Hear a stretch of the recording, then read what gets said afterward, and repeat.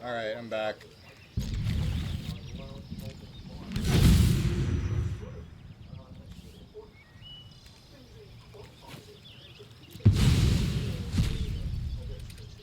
Still trying to climb to platinum. A couple wins away. Went on a walk, cleared my head a little bit. Destiny. Alright, what do I have in my hand?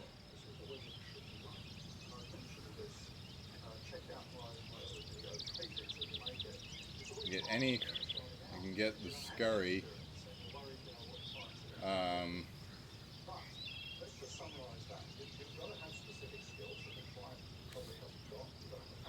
Get this. My guy just souls out. Is there a 2-card option? No. Yeah.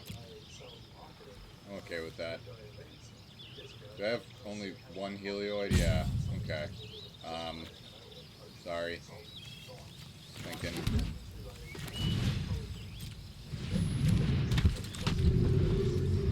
Devourer of Destiny and Gemstone Caverns, 1 Gemstone Caverns. He is part of the 3-turn win condition, but I didn't get it this time, obviously. Attack.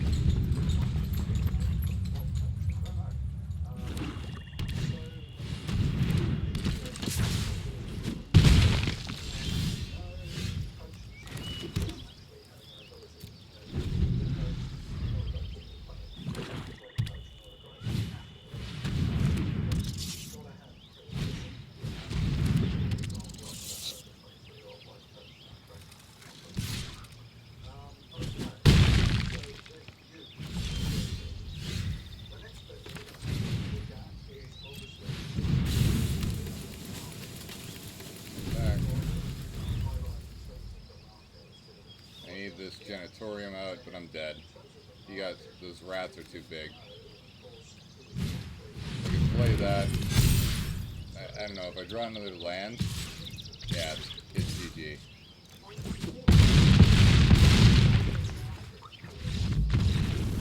All right.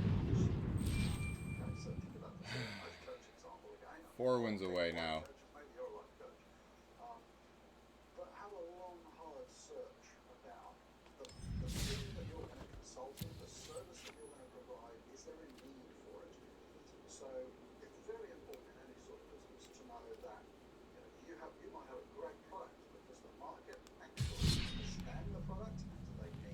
Probably gonna have a conversation with an LLM throughout this.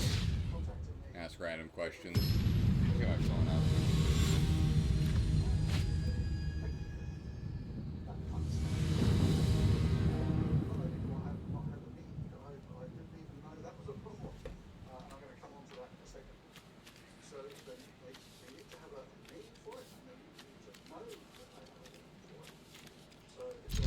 Alright, keep.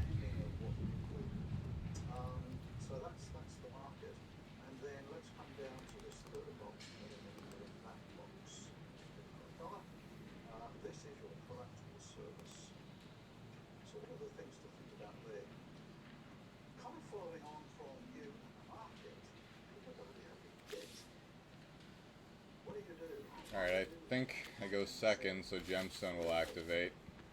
Sorry, I wasn't paying attention. Yet again.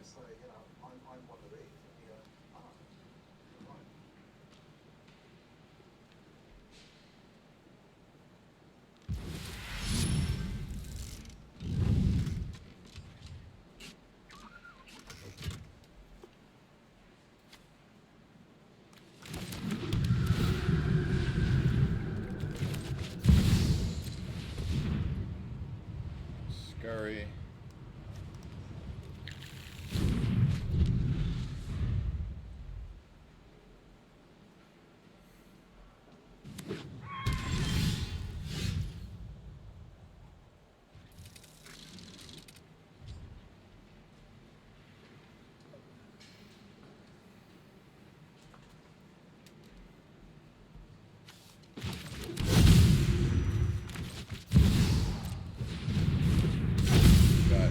Kind of an unreasonably sized deck.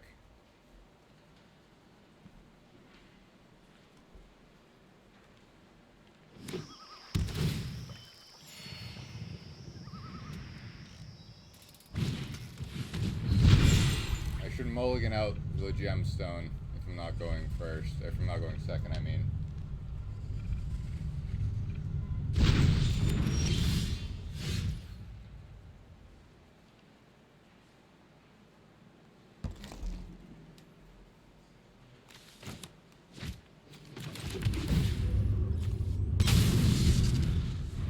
Okay, that helps. And I can tutor for something cool.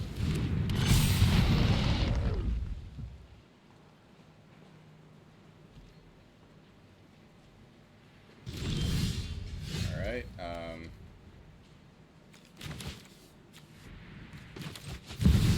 this.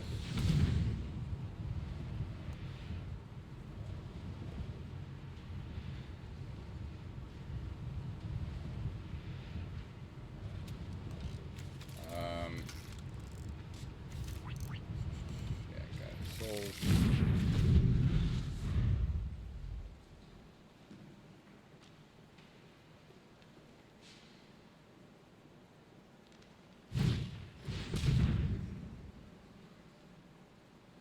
Should maybe get out one of the wefts for the mayor and up the guy to soul so that I draw it more often.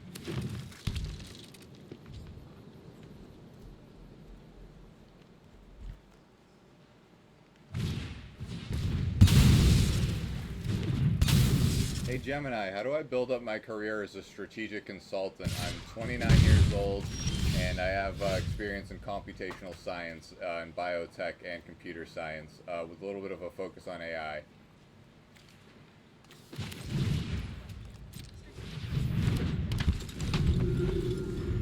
With your background in computational science, biotech, and computer science, especially AI, you've got a strong foundation. To really build up your career, you could start by focusing on industries where your specific expertise is in high demand, like healthcare or tech. You might also want to think about getting some certifications or even an advanced degree to really show off your skills and commitment. Networking is super important too. Try to connect with people in the consulting world. Maybe attend some industry events or join professional groups. Would you like me to find some specific certifications that might be a good fit for you? Yeah, could you please search the internet for some certifications that might be helpful for me? There are a few certifications that could be a good fit for you. The Certified Management Consultant, or CMC, is a really popular one in the field. It's like a stamp of approval that shows you've got the skills and experience to handle complex consulting projects. There's also the Project Management Professional, or PMP certification. It's great for consultants who manage projects and need to keep things organized and on track. Do either of these sound like a good fit for you? Yeah, could you explain more about the Certified Management Consultant thing?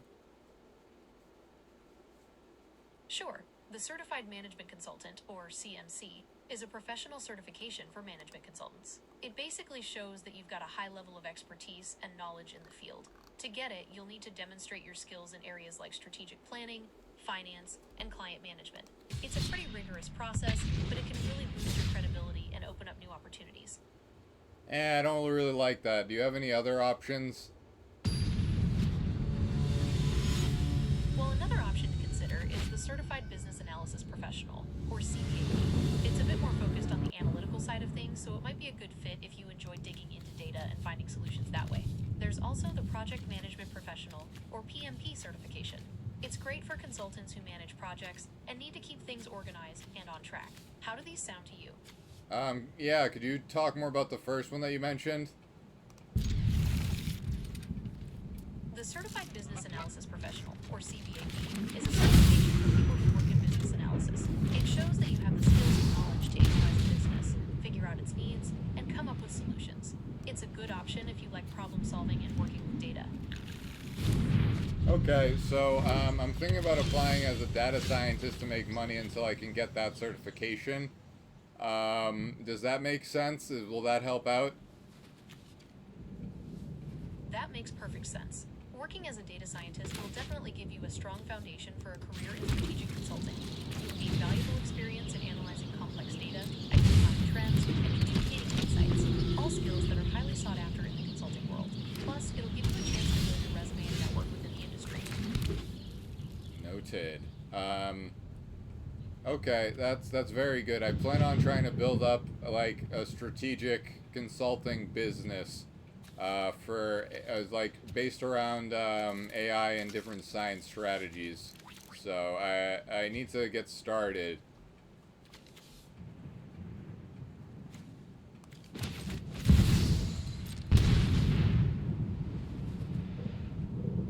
That's a really interesting idea. AI and science strategy is definitely a growing field with lots of potential. To get started, you can try reaching out to companies or research institutions that might need help with AI implementation or scientific planning. Building a strong online presence and showcasing your expertise could also attract potential clients. Do you have any specific industries in mind that you'd like to focus on? Well, I have some connections in biotech, and even though I want to move away from biotech, I'm not opposed to talking and working with them in the intermin. So maybe that's an opportunity I could explore. That's a great idea. Your existing connections in biotech could be a valuable asset as you start your consulting business. You could leverage your expertise in AI and science strategy to help biotech companies with things like drug discovery, clinical trial optimization, or even personalized medicine. It's a field with a lot of potential for growth and innovation. Okay, thank you. Alright, I'll focus on the game now. Forward, left. No, what are you doing?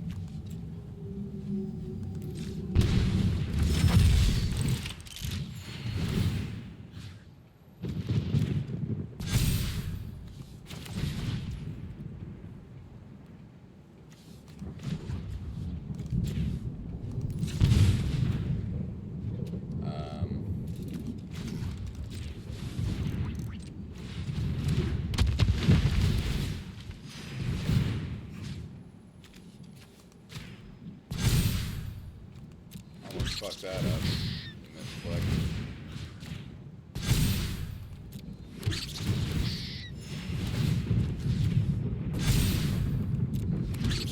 Okay. Automatic win. Got nothing to block with. He's not invincible. Alright, 6 damage is built up. Yeah, I'll just would go until I have 20 squirrels.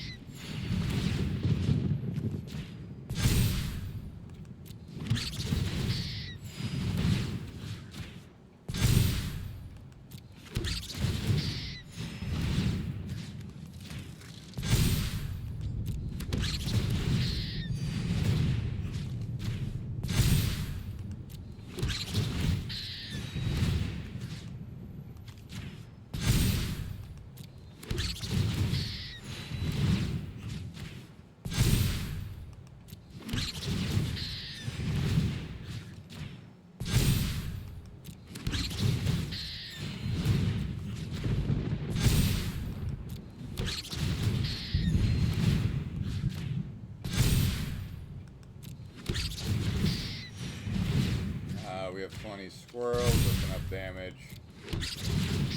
And it's not going to overkill him, so I'll just end the loop.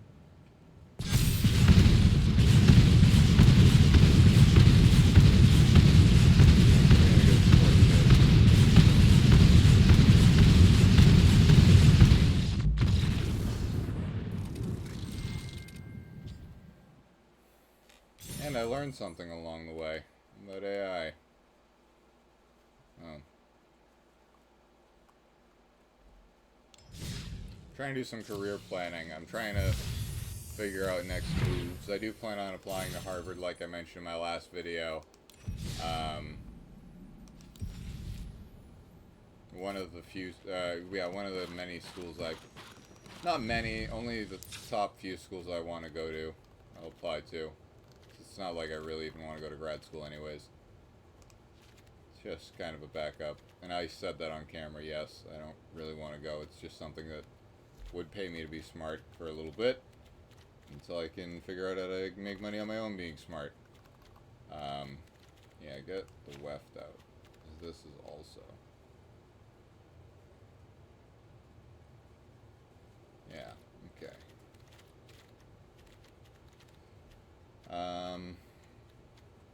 That was the right move, right? Get another Guide of Souls in, since that's critical to the combo. And then I have the 2 killers. Heroic Intervention as well.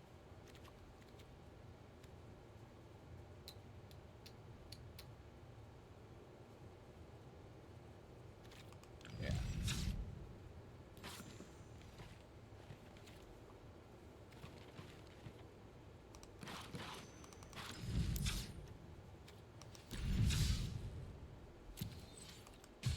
Alright,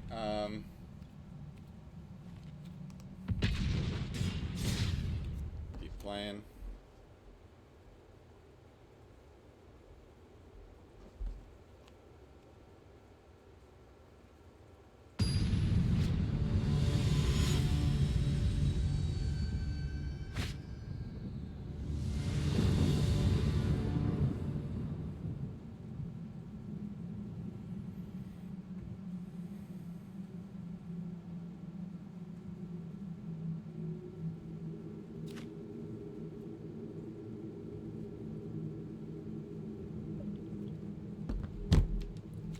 Alright, he's going first, so the Gemstone Cavern does have an effect.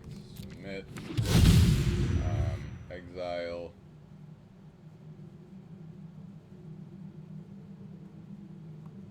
Heroic Intervention, since I don't know which way I'm going to go into this game.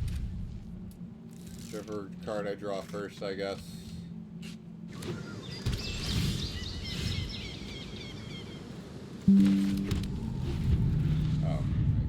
Batteries and didn't put them in yet.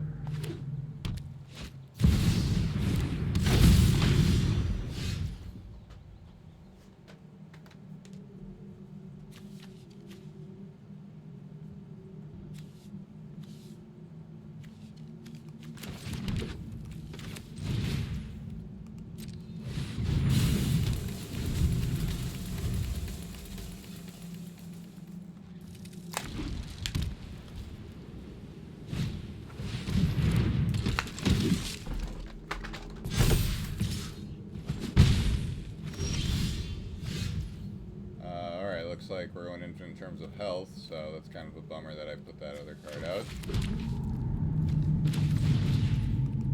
Overall, too much of a bummer.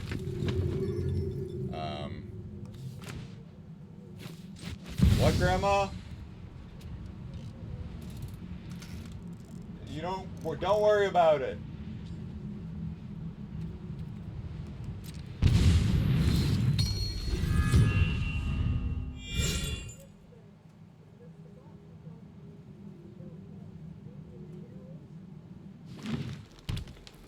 One.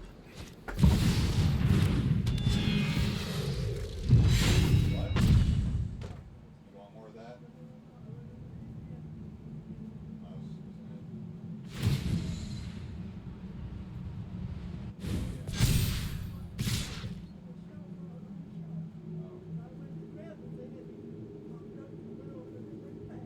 Okay.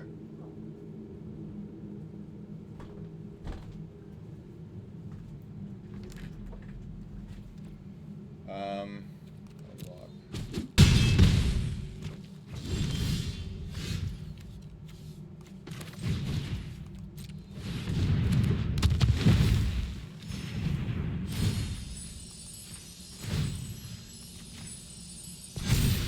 Double the squirrels.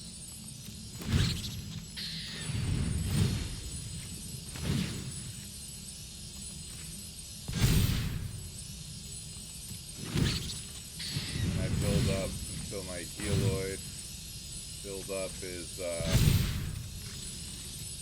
20, and then I kill him. I can't right away.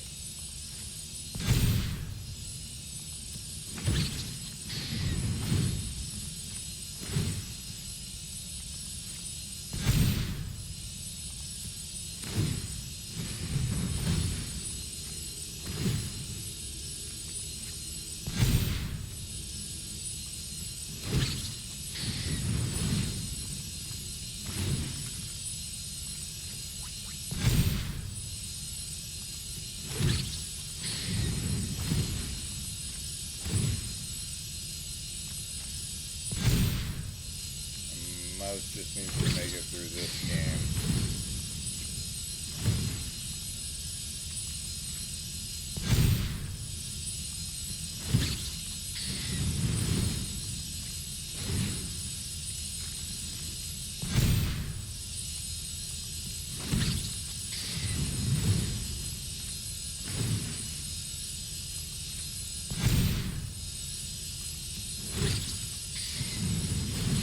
They were probably just trying to beat me down, I assume.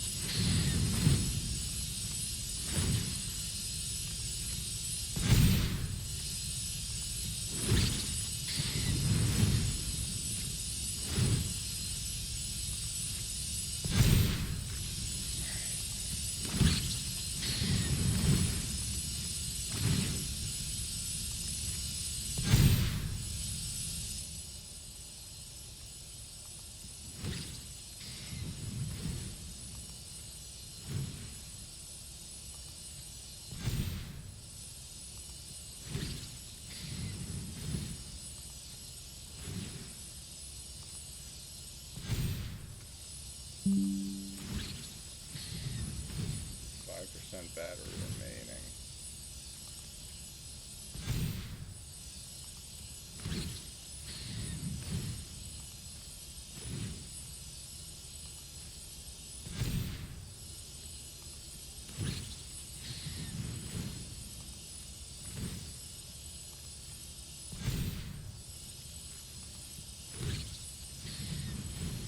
Okay, I want to make sure I'm set, so I think I'll get Scurry up to 30. Got green. He's got a lot of colors. I think he has everything other than blue.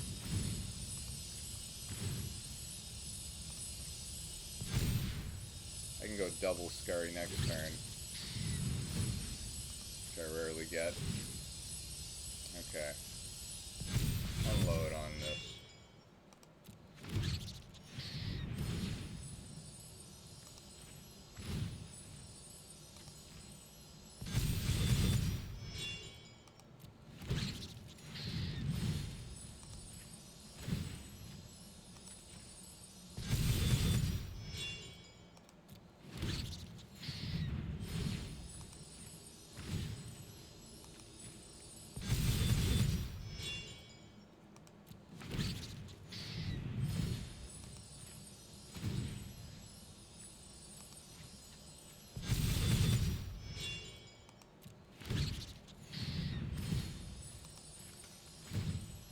Alright, next turn I have flying double Scurry. And Scurry Oak is not legendary. Kinda stupid.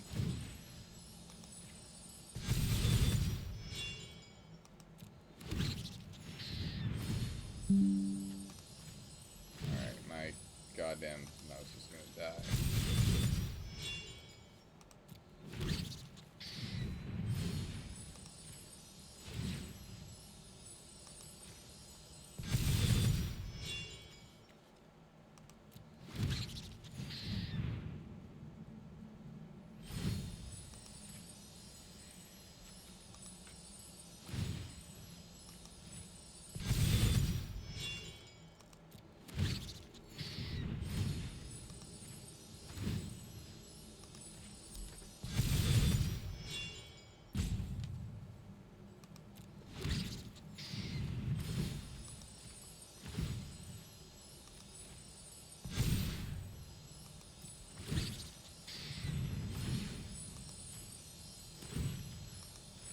Ah, shit. Take action.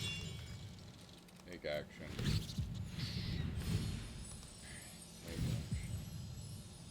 God damn it. Start spacing out. Take action. Alright, and I'll just decline all these for the rest of the... if I can get it off. Fine.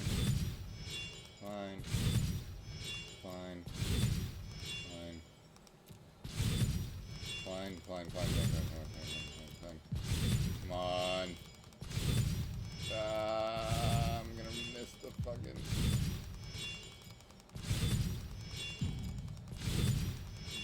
Fuck.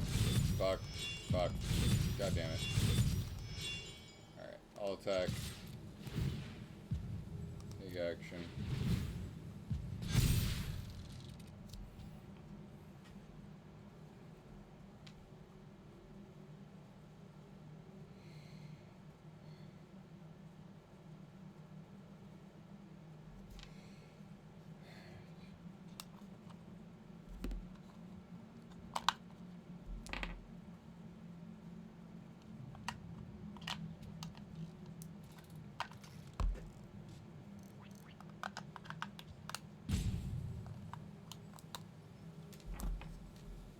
Okay, mouse is back. Notification's getting annoying.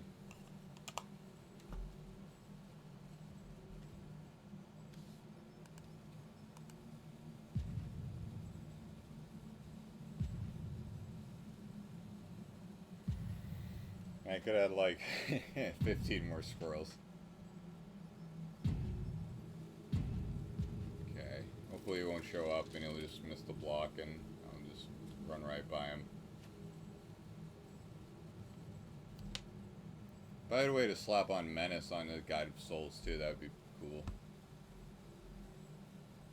But that's such a rare scenario where they already have a flying thing.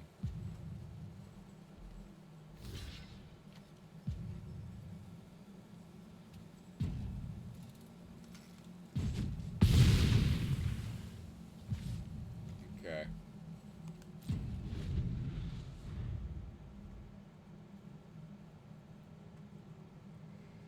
What are you gonna do? Because I can go infinite again. I should destroy it. Oh no, that's one of the two.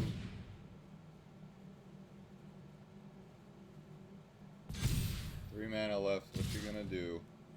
Really? Yeah, that's what I thought. Anyway.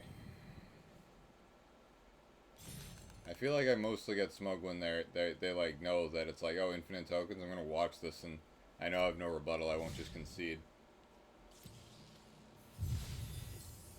People have been very rude to me that have played this game with me, so... Other than people that I know personally.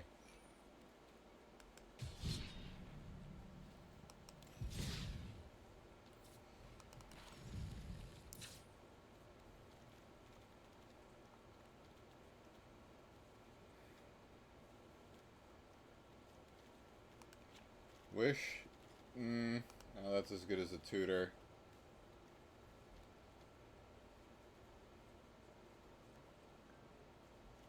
I only have one cam ball. I think this deck's like as good as it can get. Maybe down a land I could manage.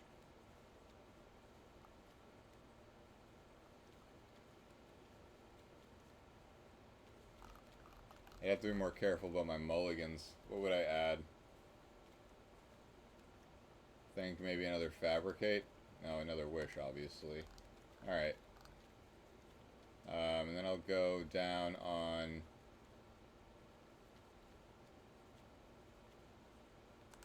Gardens.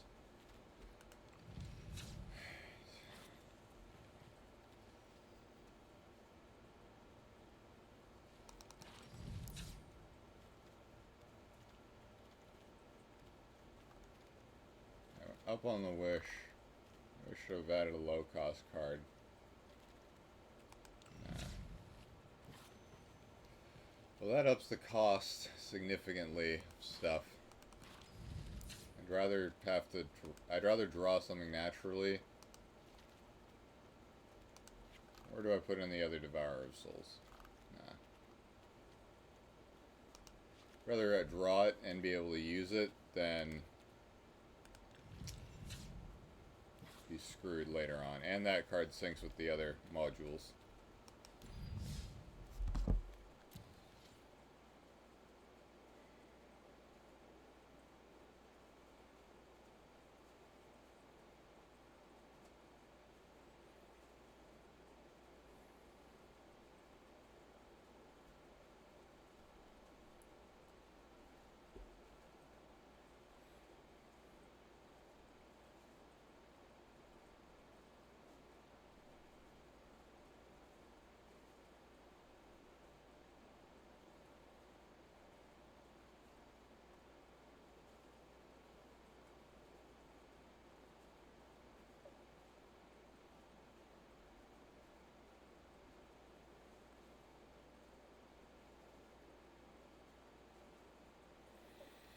Still recording. All right. Gonna listen to some more music.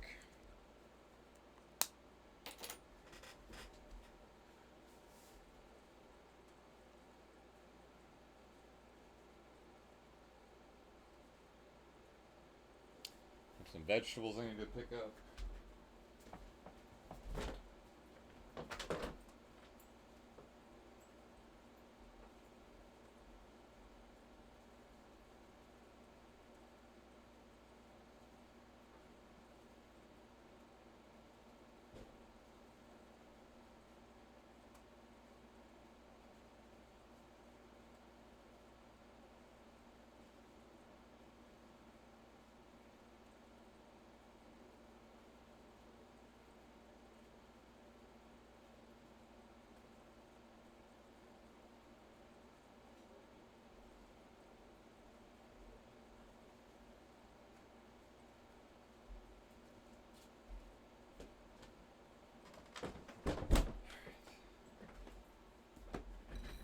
Trying to get healthy, so I'm gonna eat a bowl of vegetables.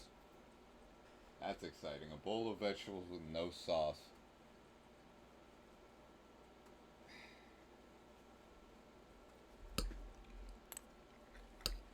You know, actually I don't mind.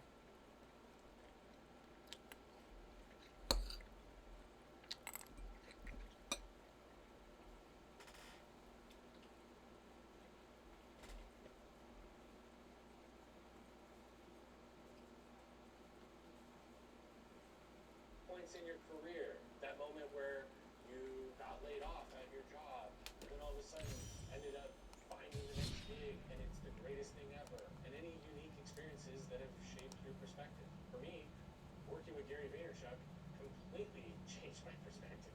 I had a completely different understanding of what it meant to create content online with your audience in mind first, rather than making shit to make you look good. Share that shit in your content. And ultimately, like, stories resonate way more with people than you saying typical tropes and attributes like hardworking or innovative or hustling. Nobody gives a fuck about that. They want to hear the story behind the hard work. For example, instead of me being like, I'm a hard worker, I would tell the story of when I was editing Gary Vee's Trash Talk series and how I would come in on Sunday and start editing 12 to 14 hours a day, Sunday through Thursday. And then I would arrive in the office at 6 a.m. on Thursday, and I would not leave the office until 2 p.m. on Friday. I'm not going to do the math for you right now, but I believe that's about 32 hours straight. The story, and if I went more into detail, would be far more compelling than me just telling you about working hard or how I work hard. Another example is instead of Jeff Bezos talking about how resourceful he is, tell the story about how he used a fucking door as his desk. Nothing will say resourceful more than telling that story. Share your stories. That is what your audience is going to resonate with. Now, for those of you Okay. I just wrote an email to Deconstructing Stigma. They're an organization that talks about mental health problems, and I figured, you know, I've had my fair share of stories, so I was going to participate in that program, but I backed out, so I was like, I don't want to ruin my brand. But changed my mind a little bit. Mulligan that out. How would it work in this scenario? Have you done this in multiple different industries? They are constantly thinking of their objections to what you have to say. Oftentimes, those objections and that skepticism appears in the comments. Here's what I would like you to do.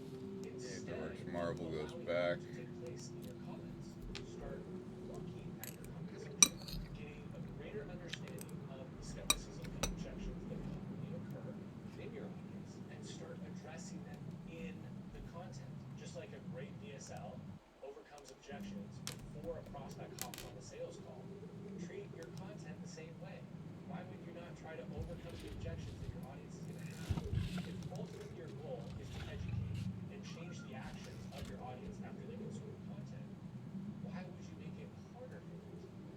Let's make it easier by overcoming any objection or skepticism they're going to have about what you're saying in the content itself. If you address the skepticism and the objections proactively in the content, what you do is you build your trust and credibility. Answer the questions before they even ask. Remove friction. And then it makes it easier for your audience to Can't do anything. your action. Well, yeah, I can. Try the I next need to draw about lands anymore, so This is something that a lot of I people will make do content on, like, Guide of really Souls. struggle with. And I completely understand why. There's this weird object that you're talking into called a camera and a lens, and it's like this very freaky ordeal, right? Even right now, I am doing my best to be a human, not a robot, right? Bring my personality into this content rather than just monotone giving the information when I want to. And part of being a human is sharing not only the wins, but also the losses. Share the failures that you have along the way and the lessons you learn about those failures. Think about it. A friend that you have that's always sharing how great everything is and how they just keep winning. Maybe I should have put out the module first. It's harder to kill artifacts. Believe that? I don't know. Really believe that life is so perfect and that everything is doing exactly What does this do? no, imagine not knowing this ability.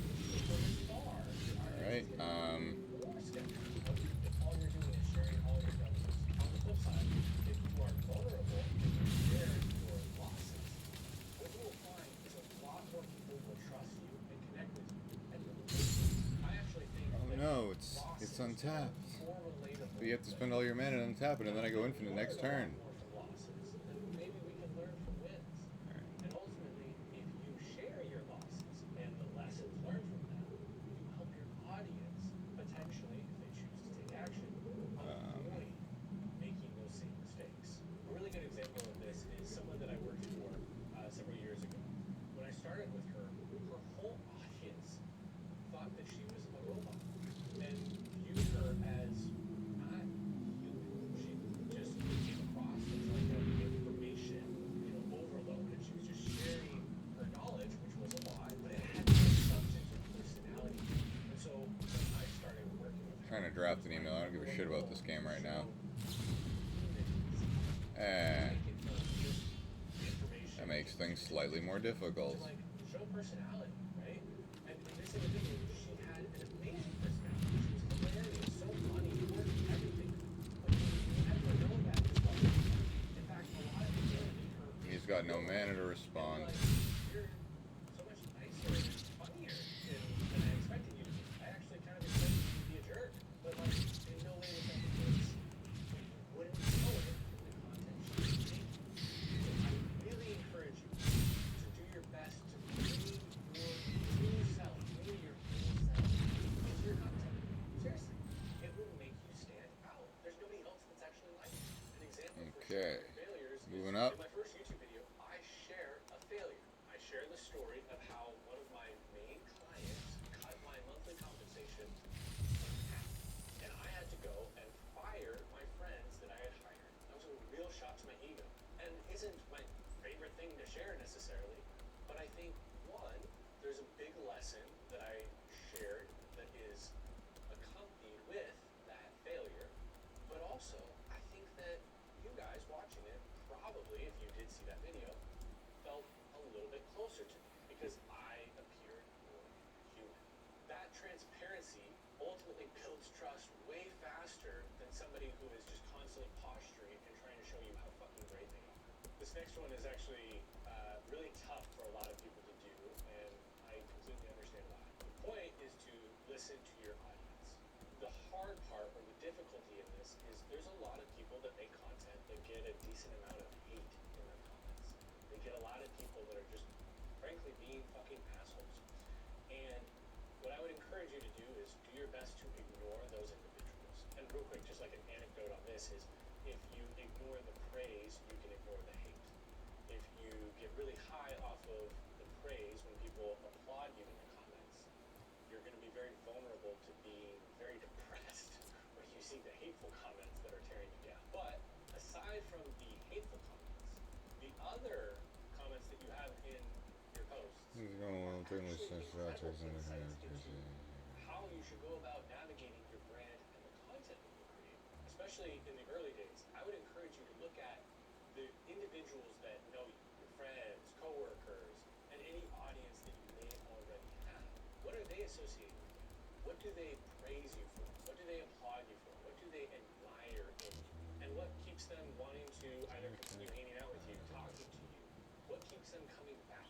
What you want to do is use this feedback Alright, positioning. sorry, And I just sent a message to my old manager. a really big example He's a good guy. is this will sound He was in a really difficult fucking right situation, now, so. but please take this with like a humble tone that I hope I have here. Something very interesting that I've noticed is when I hop on Zoom calls with potential clients or with clients, like 90% of the calls end with one or more of the members of the other team mentioning how much they love my energy and personality. Again, it feels really weird for me to say this, so please hear it correctly. But I started noticing that, and I realized, man, to my point earlier, I should really make sure that I bring that same personality and energy into the content that I make. Because it's who I am. It's how I actually roll. Like, I'll make a statement and then I do a little side comment. I do that with all my friends or my family all the time. I do it on client calls, on discovery calls, anything. And so if that is something that people are resonating with and liking and giving me real-time feedback on, that they like that and enjoy it, why the fuck would I not involve that in my content? And so this is using my audience, and technically I wouldn't even call them my audience, but essentially they are, and using their feedback to refine how I present myself in the content, which ultimately, the way I'm going to present myself is being only me. Now another example is if your audience really values your practical advice, your no BS, no nonsense, straight to the point advice, I would really encourage you to lean into it. If you start seeing a trend emerging where people are, adding more filler fluff and, comfort creators, that's great, but that's not you. Don't follow a trend just because it's a trend. Stay true to who you are and what your audience appreciates most about what you are putting out.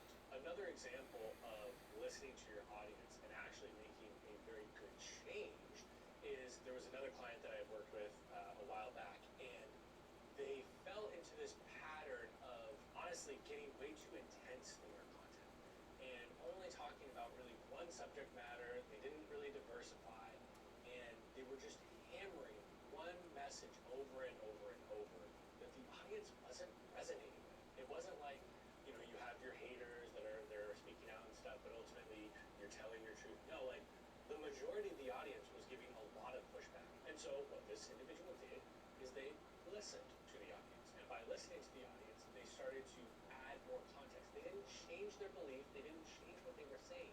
They rounded out what they were saying and gave more context as to why they were pushing this message so much. So again, listen to your audience and let it shape how you present your ideas, philosophies, and beliefs. Don't have it change your beliefs. Don't cater what you're saying just to the audience. Nobody likes that. That's what we call a politician. Nobody wants that.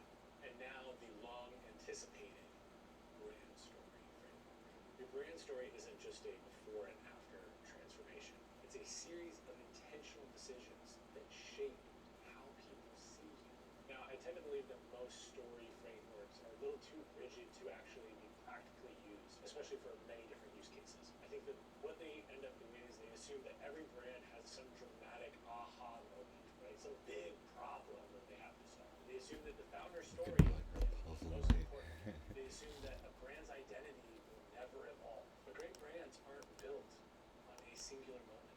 They're built on consistency, distinction, and connecting with the right audience over time.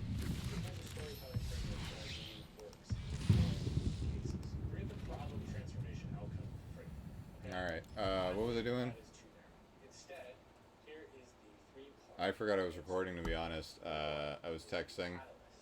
This is why your brand exists. Every brand, I believe, starts because something needed to change. This isn't necessarily always a struggle. It might be an opportunity or a gap in the market. For example, and I don't know this for sure, but I can make some pretty good assumptions here. I don't think Phil Knight started Nike just to be rich. If he did, there's plenty of other businesses he would have started that had a higher likelihood of success. I believe he saw that no other companies were fulfilling the demand and meeting the needs that the market had. In order to determine what your catalyst is, I would ask yourself these three questions. What needs to change? What do you see that others don't? What's that opportunity that you see so clearly that nobody else can see? And why do you feel the need to act on it? If you answer these three questions, this is your catalyst for your brand. This is why your brand exists. There Number two is the core truth. This is what makes you or your company different than everybody else in your space. A strong brand stands out. It doesn't blend in.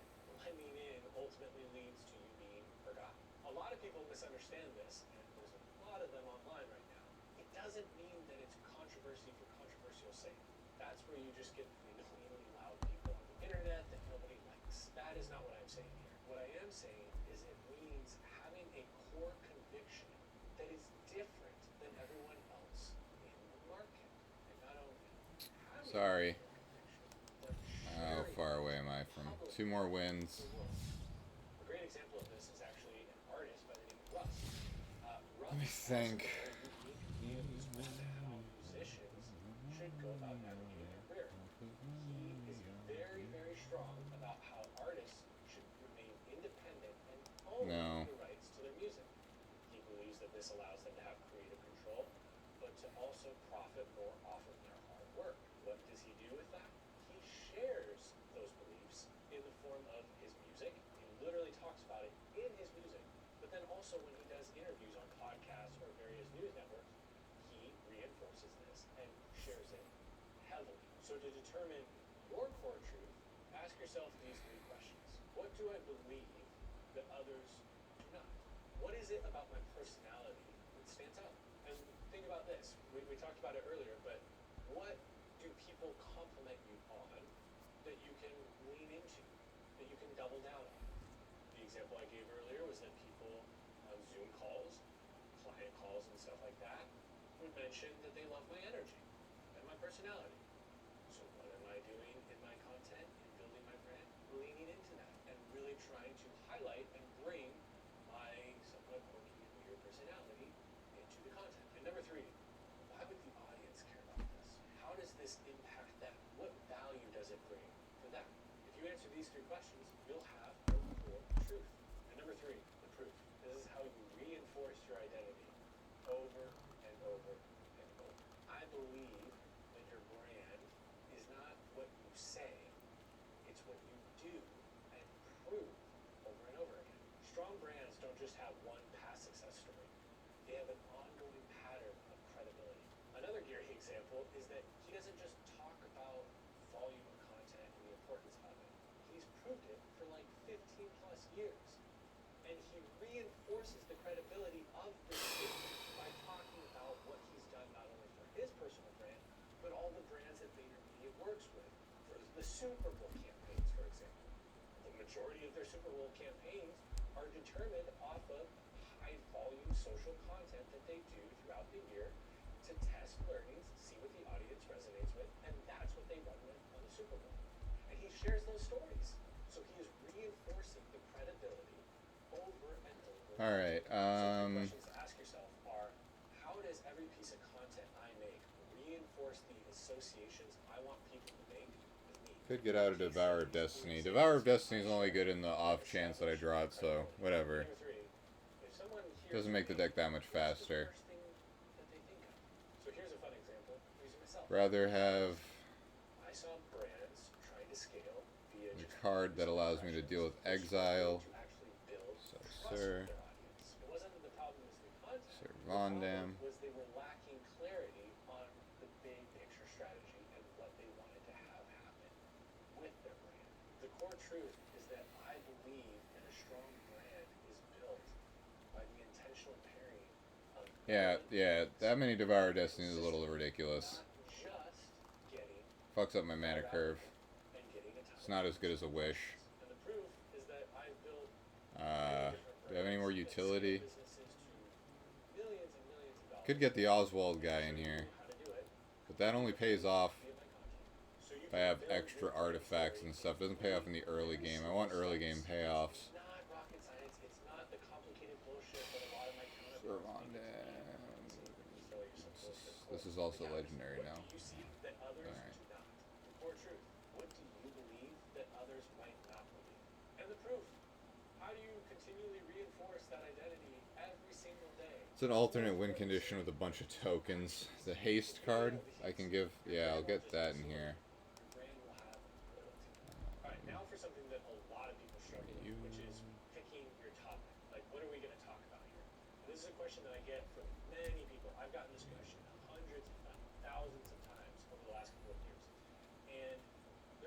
different opinions Yeah, okay. online about what or how you go about picking your topics. I have kind of a nuanced belief on this and view on it, and it's one that changes and evolves over time. I encourage you to start narrow.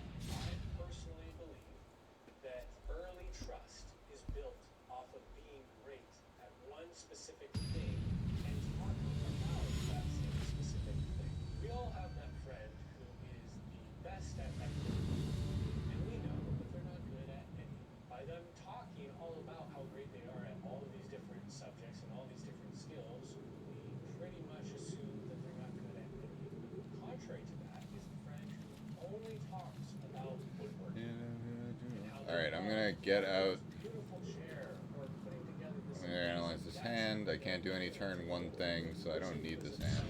one thing that speaks about that ad nauseam is the individual Alright, still have that goddamn thing. credibility and is And I have less land. talking.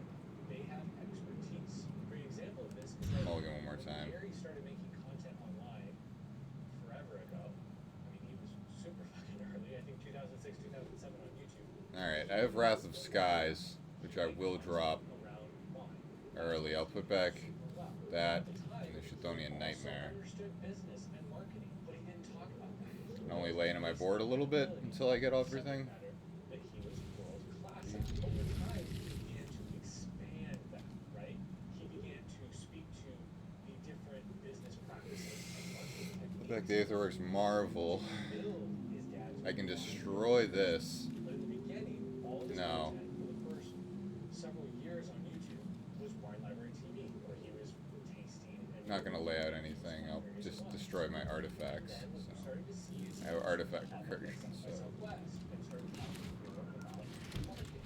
And then one day, all of a sudden, this amazing speech gets dropped on YouTube. His beliefs on marketing and utilizing this new crazy thing called streaming. So what you see there is Gary started very narrow, and that his experience and knowledge expanded. So did the subject matter that he covered in his content. Again, if you try to talk about everything in the beginning, you will lose the power of what you do. So what you're going to notice is I'm not going to sit here talking about business. I'm not going to talk about sales techniques. You're not going to hear me referencing customer success techniques and strategies. Because that's not my wheelhouse. That's not my expertise. My expertise is on scaling brands and using organic content strategy to accomplish that. And so that's what you're going to do. Oh no. What may happen is over the next couple of years, as I gain more experience in other areas, my brand and my subject matter and topics evolve. Now, the natural question that I imagine is coming up for you right now is, well, how do I know when it is the right time? I feel like maybe right now I'm at that point. Toxic, Or that's on the flip annoying. side, I'm so far from ever expanding. Like, I want to only talk about this subject matter for the rest of my life. One, you should actually know what you're talking about before you talk about it. So if you haven't actually gotten to a point of excellence and world class, then I don't know that I would talk about this new subject matter. I don't think I would bring it into the table. Listening to some Borderlands music today.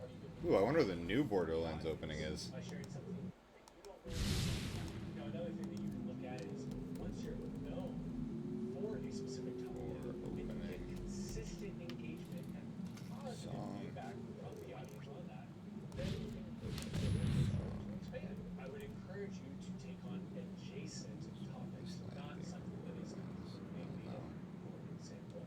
I'm not going to be talking It's probably about good brand that I can't strategy play it and right now. content strategy. Resolve. Next week, start talking about There are breadth. 2 cards. Completely off the wall, make no Got sense, that. right? And I'll So destroy there's this. too much of a jump for my audience to trust me on this new subject matter because there's nothing about what I've been talking about right now that has a big subject matter. Gary is the same example when he was talking about wine and building a brand that if you on wine, Oh man, I mulliganed too much. I don't even want to finish this game. it gave him credibility. I might have been able to come back, but it's I'm too low on cards, and he has discards, so that's just bad. Bad situation. I should have just accepted that goddamn gemstone in my opening hand. Alright. And that gave him credibility to jump into the next section or the next topic in his career. Another one is look at your audience and what they're asking for. If you start noticing that they're asking for additional information on something that you don't really cover that much, but you didn't get to that, or it has been displayed in a minor way in your content, well, maybe that is time for you to start speaking to that. For example, if all of you watching this started asking me a ton about my Harley Davidson and all the intricacies of all the upgrades that I've made and the performance and the handling and how I go on long road trips, I would gladly answer those questions. Now, when thinking about expanding, I would encourage you to do it strategically. So let's walk through what that looks like. A great example of Listening to the Borderlands 4 theme song now. expanding their product line is Amazon. Amazon started by selling books, right? And now they sell obviously a lot more than books. Look at what I'm wearing right now. About 3/4 of everything I have on was purchased off of Amazon. But ultimately, even though Amazon has expanded to all these various different products, they haven't lost their core identity of books. And I would argue them acquiring Audible was actually a big step in that market. They now have what Oh, this song sucks. I believe is the biggest audiobook platform. I'm not even gonna listen to the drop. That's terrible. They return or reinforce. Very disappointed. Rather than return, they reinforce their roots by doing it. So in expanding, never Alright. lose sight of your core identity and where you're from. For another example, to keep running with the Gary Vee example, that man continues to bring back Wine Library TV on occasion. Still brings wine into his content here and there.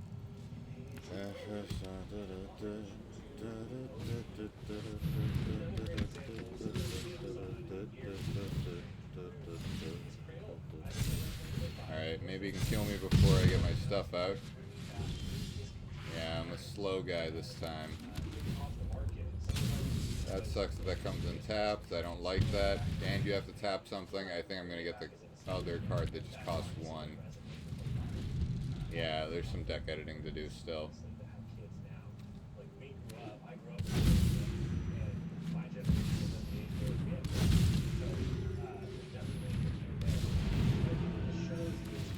Yeah, it's lethal. Fuck, early lethal. I can't get my stuff out in time. Damn it. Not enough to kill me, but actually that was enough to kill me. Ugh. Buns. But it is good, and I think it means a lot to the day one and OG members or audience or customers of yours. Yeah, Command Bridge is actually trash. I don't know why I run that. Comes in tapped regardless. Yeah, that sucks. And I don't need that, so I'm gonna get any color. Draft and I'm everyone really big into hardcore music as an example. And I can't tell you, actually, a prime example of this, I just thought of right now, is Knock Loose. And hardcore That's space, better than the other card. hardcore band. They had that, like, It's better than Micro Synth. Knock Loose has blown the fuck up. And And it enters taps. they have haters that call them sellouts and all this stuff. Well, This artifact enters, draft a card from enters spellbook. Add one mana of colors. original tracks. They still Spellbook. play the gospel, and that shit fucking slaps every single time. And it allows Oh, for wow. us day one fans to have that Oops. nostalgic feeling and make sure that we still. So I want to read more about this card. I don't want to craft it. Where the band came Right click for So a more. takeaway here for those of you that have a more established brand is What? maybe consider bringing Draft from a back, like, spellbook. The nostalgic draft from a moments, spellbook, like select one of 3 return random to cards roots from a this little spell bit. If you spellbook. had a Add it to your different hand. content format style that you used to do. Or That's not reliable. It's a cool effect. I forgot about that land. maybe consider Any releasing color. nostalgia Okay. that taps into that nostalgic play. Nostalgia is a very big layer of approach. Yeah, Command Bridge sucks, dude. Expand in layers, not loops. So don't do anything massive. So does Capital City. Is that in this deck? Fuck Capital City. I don't need that. Really feel natural to your audience. Rupture Spire is the one. It shouldn't feel like talking about brand and Really nothing else I should be running with. like it should be if I wanted Plaza to, of Heroes. I I should don't really spend upward legendary inch my creature way spell. over Okay, to and that then rather than having just a complete black and white change. Now based on the niche got the you're in, Micro your Synth desire Gardens. associations, that's what That is can. going to inform the topics that you want to explore and expand on. Now, a key reminder Copy is artifacts. this is where a lot of you are potentially going to get hung up. So this is why I'm saying this. Don't think of it as a rule. When you're picking these topics, these are guidelines that you can follow that make it easier for you to create content. But I highly doubt that I'll be that high in the game with 12 being able to make copies of stuff. So yeah, I think the Micro Synth is fine. really abrupt and kind of like gnarly for the audience. But ultimately, our goal is to do this for a long time. And so if that is something Rupture Spire, you pay it once. It's way better than the Command Bridge card. I don't know why anybody would run the other one. to help you and make this easier, Want to be able to clone artifacts. in fact, I'm going to double down on this real quick because I think a lot of people sit down with a brand strategist or whatever and they build out these content pillars. And then they always say, well, if it doesn't fall within the content pillar, we can't talk about it.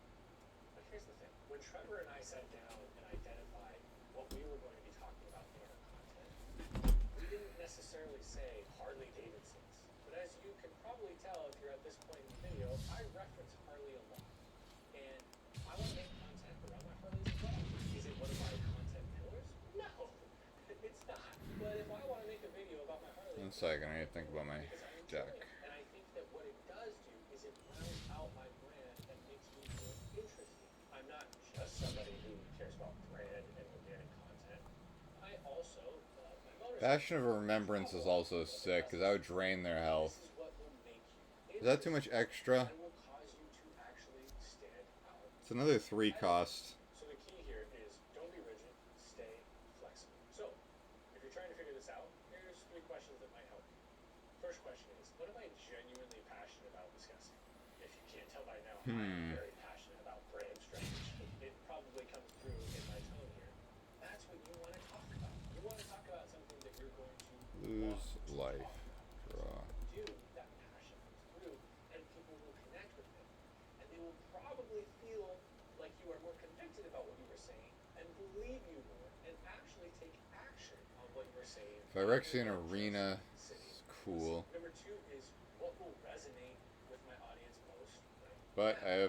I think I have enough draw power. For example, when I talk about brand strategy, something that is definitely a need in the audience that I have is organic content strategy. Devour of Destiny's payoff is so rare, Next year about my and it kind of limits me. Oh fuck. because that's something that a lot of people that I have spoken to over the last 5 years need less help with. They have more experience. I'm gonna get out the Devourer. I can't. A lot of people look at It organic content. rarely pays off, and my deck is so packed now with like cards that fit into the combo that actually kind of hurts me. And so that's why a lot of the Um, content that we're going to put out this year is going to be around organic content strategy. And I would argue number 3 is the most important of the 3 questions. What will cause my audience to change their actions the most? Like I've said multiple times in this video, I got the Bitter Reunion in here now. I got a lot of ways to kill people that fit into the combo. I'm trying to think about. I have one more card that can fit into the combo, so what can I speak to? or I could just add another wish. Speak about it in a way that makes it easy for my audience to then listen and take action on what I am saying. So to make sure that we're not getting confused here, I just want to real quick emphasize, I'm not saying Just put Bitter Blossom in here, just I cuz. don't want you to talk about Just this. cuz. I want you to emphasize your one thing. So if we're looking at a pie, That doesn't 80% help. of the pie That doesn't should help. be Not that a one lot. thing that we know. But use the other 20% to round yourself out, to round your company out, and be more fucking human.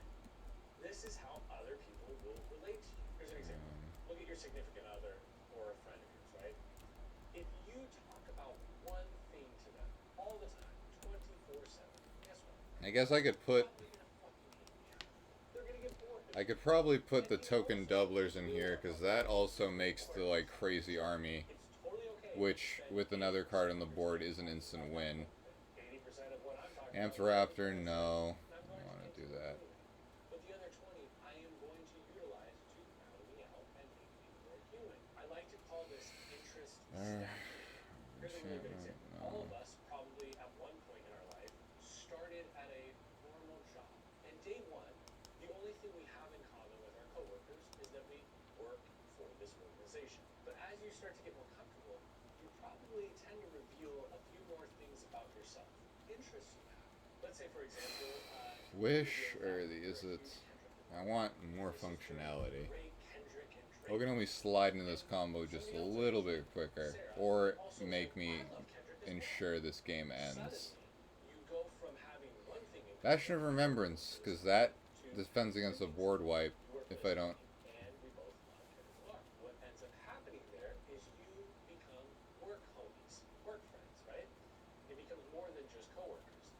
And as you start to learn more things that you have in common with each other, you may go from being work friends to friends, even to the point where once you move on from the organization, The revolt's too you're still expensive. friends. I think it's the same exact principle in building your brand online.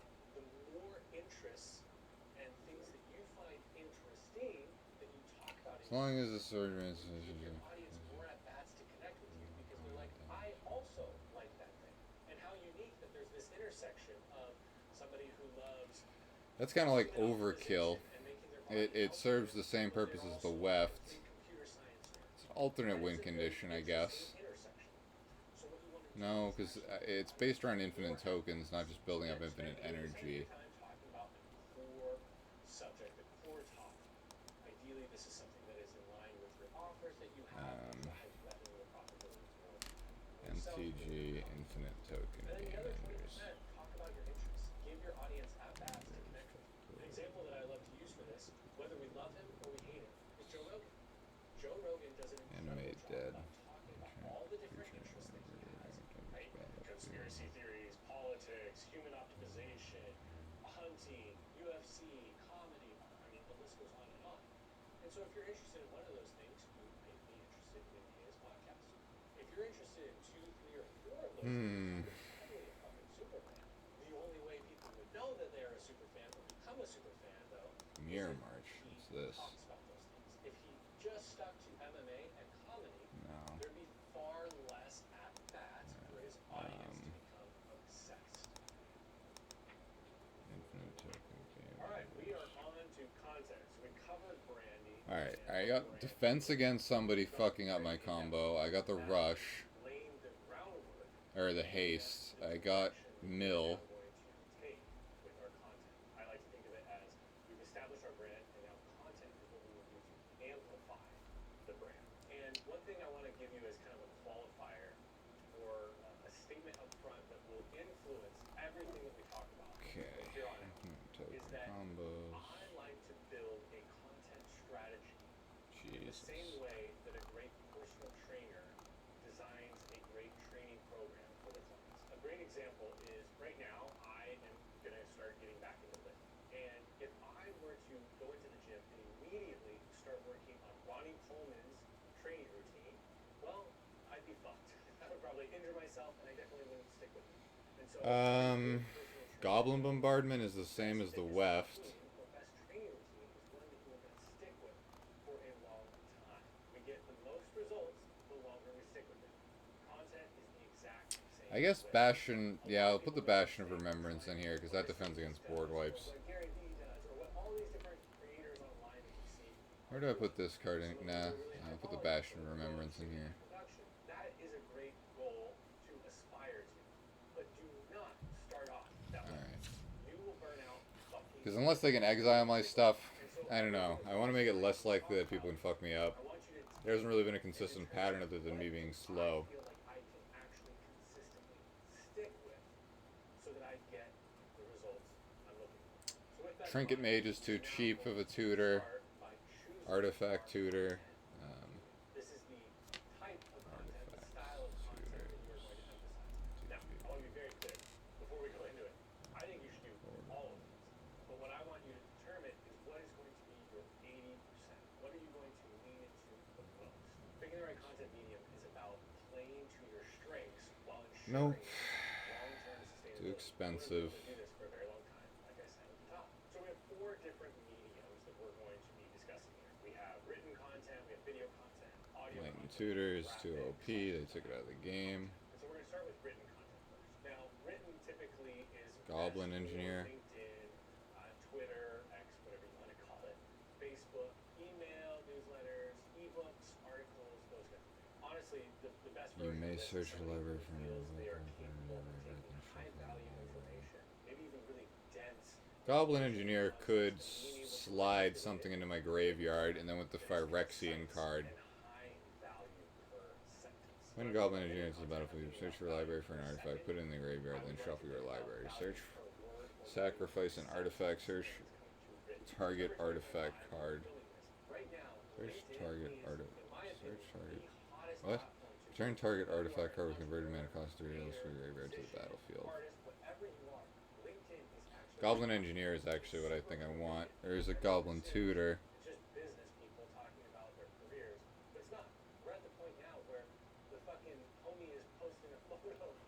Goblin Tutor's pretty nuts. But it only pays off 2/3 of the time. I don't want that. Alright, let me see if Goblin Engineer is even legal. It is. Alright.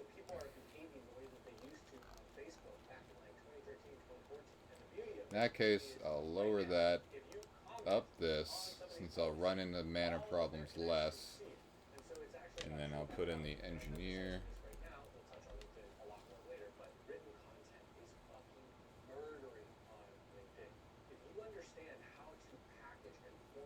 Each creature in a counter. Each creature you control enters this one of the counter under each land that enters the battlefield for this turn.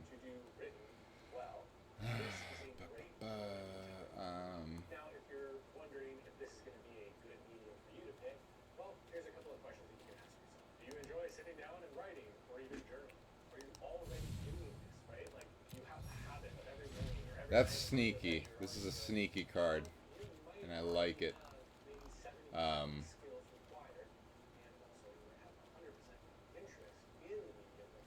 And it also, maybe now I put in Oswald. No.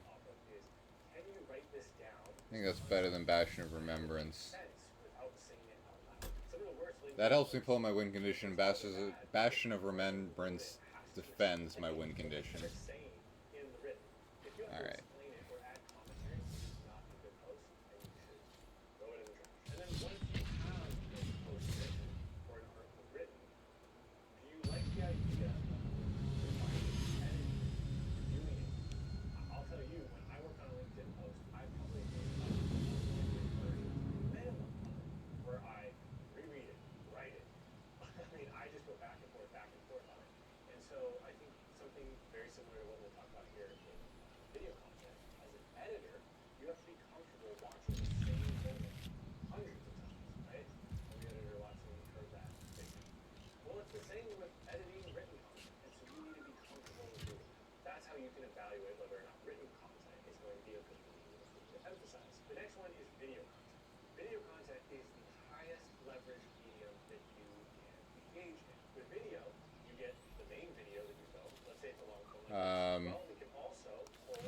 This.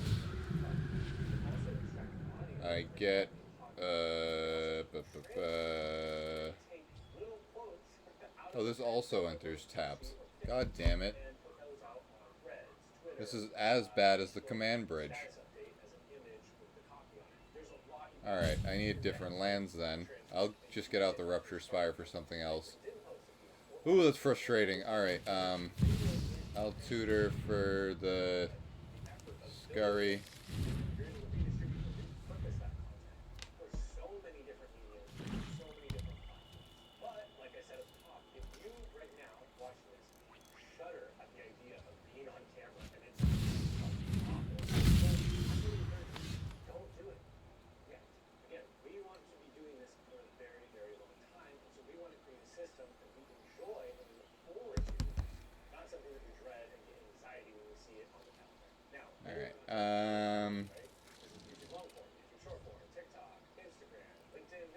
Fuck.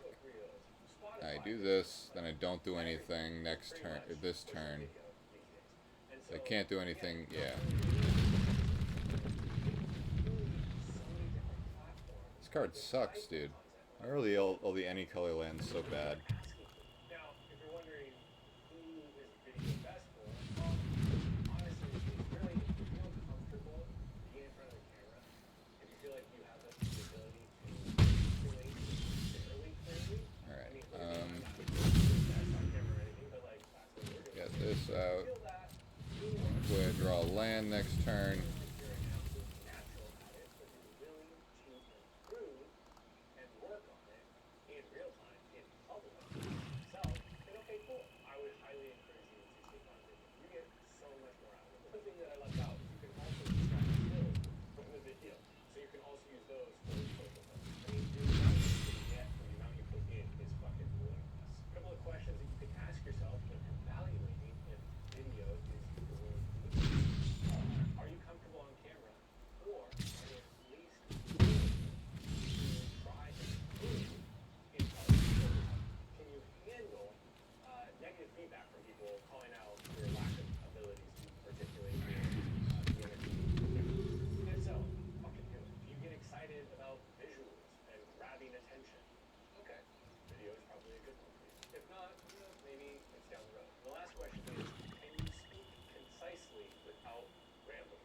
Or again, if We go infinite. If we could draw a card, we can go even more infinite. then okay, cool. Let's tackle it. Let's do it. The reason why we have this last question is because one of the things that I've noticed in a lot of Ah, shit. is that when you are extremely knowledgeable on a subject, something happens when you start talking. Must have recognized the loop.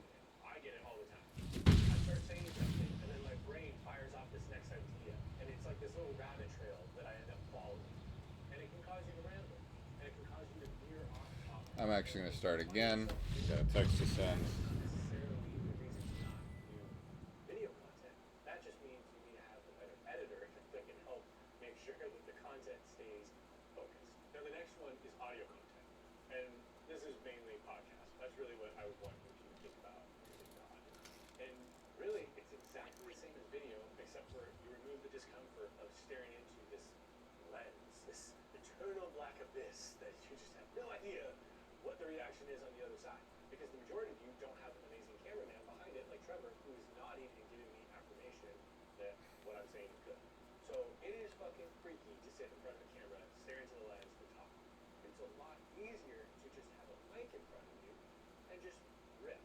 And so I would recommend, if the idea of video is exciting and terrifying at the same time, maybe consider for a period of time starting with a podcast. And what I have found is when people do this, they very quickly realize, oh, I might be able to do this video thing. It's not that bad making content after all. And so it I allows thought this guy had a you face to tattoo see for a second. I yourself almost just in lost all a respect. very similar scenario and recognize that it's not that terrifying, not that freaky. It's actually very high reward. Maybe I can do the same thing with video.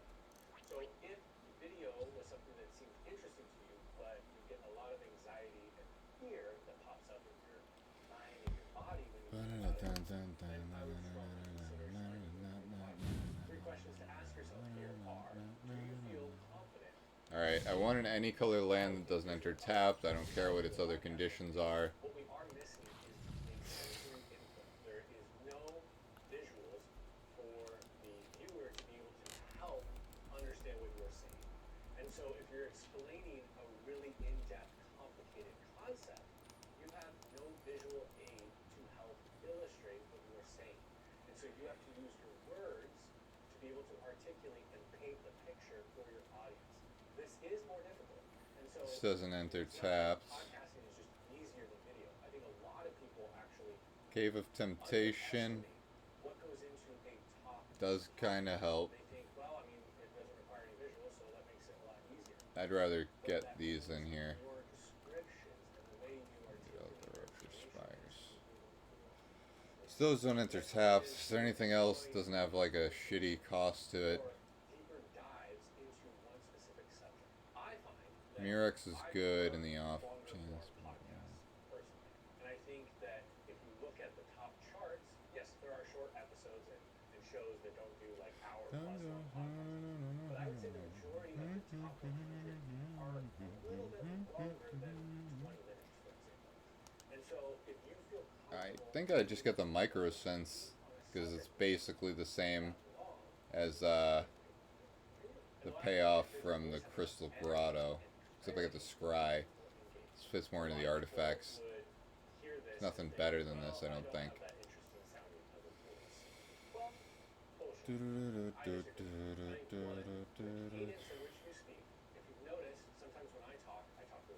Oh, that's actually kind of what I need.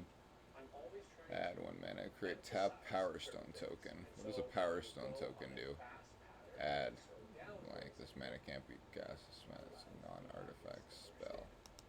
Is that better or worse than the Microsynth Gardens? That could help me build up for a bigger payoff. Can show you how to be more engaging with how you communicate. But I actually want to take a slightly different approach to this. Throughout this course, I've mentioned kind of my life philosophy, which is taking whatever is given to you and using it as your Keep that one in mind. as a Here, the disadvantage. tap Power Stone. If you have a monotone voice, I would actually lean into that, and I would make that your bit. Again, what a lot of people would view as a disadvantage or a weakness, I think. Of course, they all have a stipulation. Honestly, some of my favorite podcasts and comedians are very monotone and sarcastic. And I think Ooh, that Cavern of Souls is pretty dope.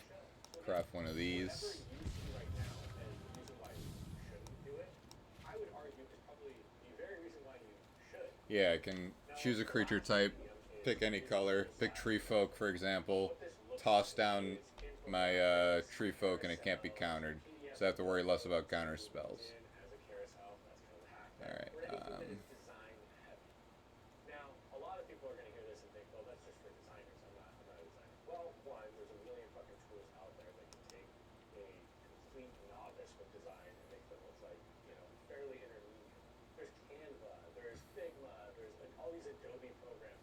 With AI and how it's evolving right now, I mean, we're almost at the point where like, my fucking grandma could design a really dope carousel for Instagram. Like, it's not that difficult. Right? The real thing here is it's not necessarily Hidden Grotto is the same as the other grotto. you might have a designer that you work with. It doesn't always have to be you implementing. But I think a lot of people that are going to resonate with this are individuals who don't like video content, but want to be able to explain and articulate their thoughts utilizing not just words, but visuals. Something that's working really well right now in February 2025, Instagram, is carousels. Carousels are fucking murdering.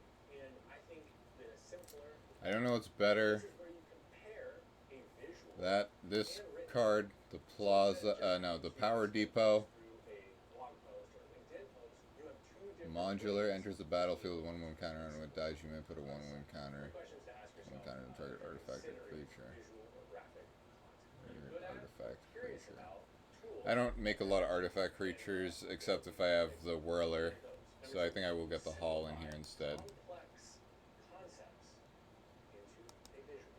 Tiny little side note, an amazing example of this is an Instagram account. I believe it's called Visualize Value. This individual, whoever they are, I don't know, does an amazing job of taking pretty high-level, complex concepts and making them into unbelievably simple and very easy to understand visuals. And I think the audience Alright, what else? So all these will help me to do that. cast my artifacts. You enjoy the process of making content look great, looking polished. This is not necessary. You could literally fucking draw shit on a piece of paper, take a photo of it, and upload it. That's actually, as a side note, something that is currently working really well online is drawing something or creating something physical in the real world, taking a photo of it. Okay. uploading it. You can do whatever you want. But if you do have a love for refining visuals, this might be an interesting one. Alright, so we can How much progress did I lose? Oof. Alright, I'll end this clip.